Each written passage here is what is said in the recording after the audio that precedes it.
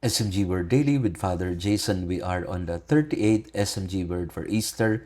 Tayo po ay naglalakbay mula sa panahon ng pagkabuhay patungong Pentecostes. 50 araw, 50 wika sa araw na ito. Pag nilayan natin ng salitang elenko o elenkos, ang ibig sabihin to convict, to expose, to bring to light, or to prove wrong. Sa Ebanghelyo natin, ang sabi ng Panginoon sa atin, ipapadala sa atin ng Espiritu Santo. And when He comes, He will convict the world. Parang nakakatakot, no? Ellen ko, He will convict the world. Pero ito ay isang bagay na wag dapat katakutan ng tao.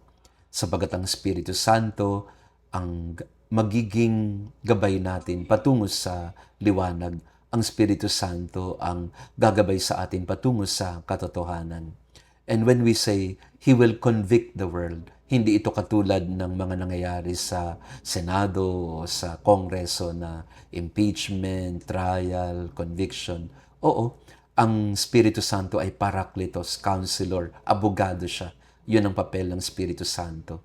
Pero ang kanyang conviction, ang kanyang paghuhusga sa mundo ay hindi para tayo ay pabayaan o tayo ay parusahan at saktan. Ang kanyang elenko, ang kanyang conviction ay sa pamamagitan ng pagdadala sa atin sa liwanag, sa pamamagitan ng pagbibigay sa atin ng pag-asa, sa pamamagitan ng pagbibigay sa atin ng lakas sa gitna ng mga pagsubok sa buhay. Dadalhin niya tayo sa liwanag, kaya huwag tayo matakot sa Kanya. Ang Espiritu Santo, siya ang kakampi natin. Siya ang magtatanggol sa atin. Siya ang mang-aaliw. Siya ang ating kasama upang tayo ay huwag matakot sa mga pagdududa sa buhay, sa mga pagsubok na ating dinadaanan. He will convict us, why not?